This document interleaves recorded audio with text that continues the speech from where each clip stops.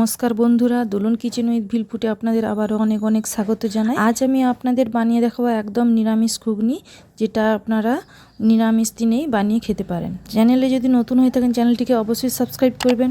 ভিডিওটি ভালো লেগে থাকলে একটা লাইক করবেন, কমেন্ট করবেন, শেয়ার করে দেবেন। চলুন তবে রেসিপিটা শুরু করা যাক।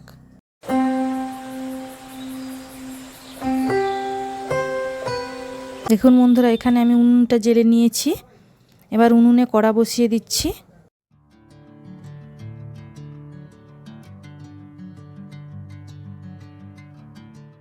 উনুনে কড়া বসিয়ে কড়াতে পরিমাণ মতো জল দিয়ে দিলাম।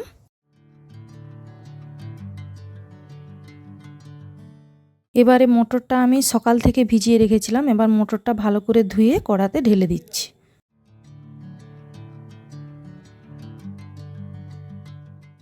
এবারে একটা ঢাকনা দিয়ে দিলাম।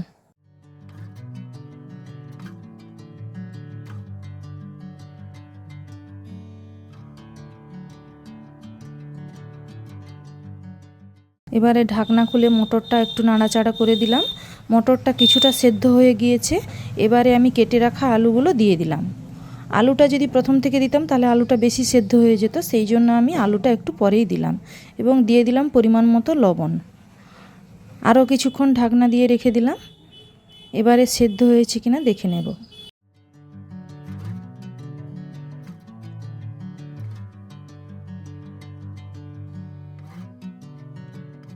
দেখুন বন্ধুরা, মটরটা একদম সুন্দর হয়ে সিদ্ধ হয়ে গিয়েছে। এবারে কড়া থেকে ঢেলে নিচ্ছি।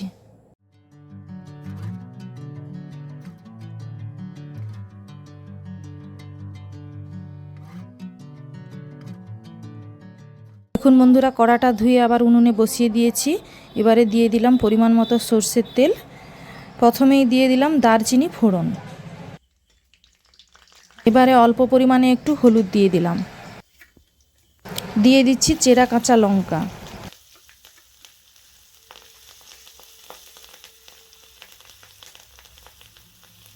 এবারে দিয়ে দিচ্ছি আদা বাটা। আদা বাটা দিয়ে খানিকক্ষণ মশলাটা ভাজবো।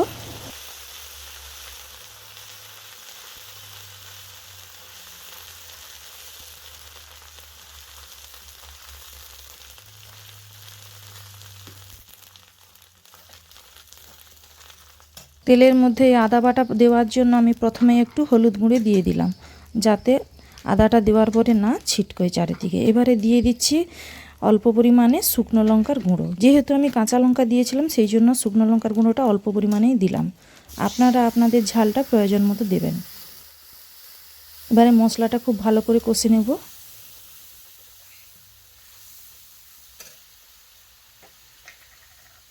এবারে দিয়ে দিচ্ছি ধনে গুঁড়ো।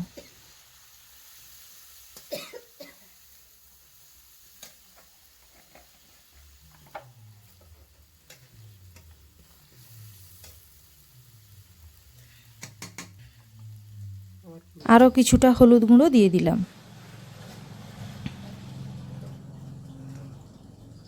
মশলাটা আমার কষানো হয়ে গিয়েছে। এবারে সিদ্ধ করে রাখা আলু এবং মটরও দিয়ে দিলাম।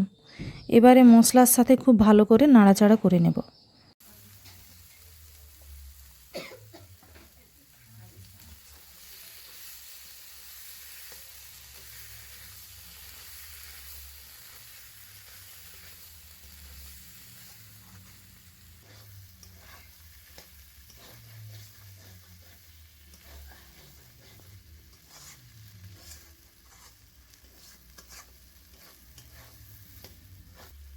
আলু মটরটা আমার ভালো করে নাড়াচাড়া করা হয়ে গিয়েছে। এবারে ঢেলে দিচ্ছি সেদ্ধ করে রাখা এই যে আলু মটরের জলটা, সেটা আমি বাটিতে রেখে দিয়েছিলাম, সেটাই ঢেলে দিলাম। যেহেতু এটা আমার নিরামিষ ঘুগনি তাই খুব বেশি জল দেব না। ঘুগনিটা একটু মাখামাখাই করে নেব। দেখুন বন্ধুরা, মটরটা আমার একদম ফুটে গিয়েছে। এবারে আমি কিছুটা নারকেল চুড়ে রেখেছিলাম, সেটাই দিয়ে দিচ্ছি। এই নারকেলটা দিলে ঘুগনির স্বাদটা একদম অন্যরকম হয়ে যায়, এই জন্য খেতেও খুব ভালো লাগে। সেই জন্য আমি এখানে কিছুটা নারকেল চুড়ে দিলাম, আপনারা কুচিয়েও দিতে পারেন।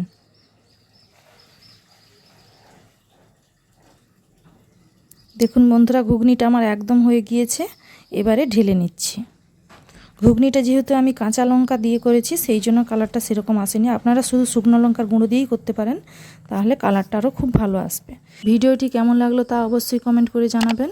চ্যানেলে যদি নতুন হয়ে থাকেন চ্যানেলটিকেও অবশ্যই সাবস্ক্রাইব করবেন। নমস্কার, দেখা হচ্ছে পরের ভিডিওতে।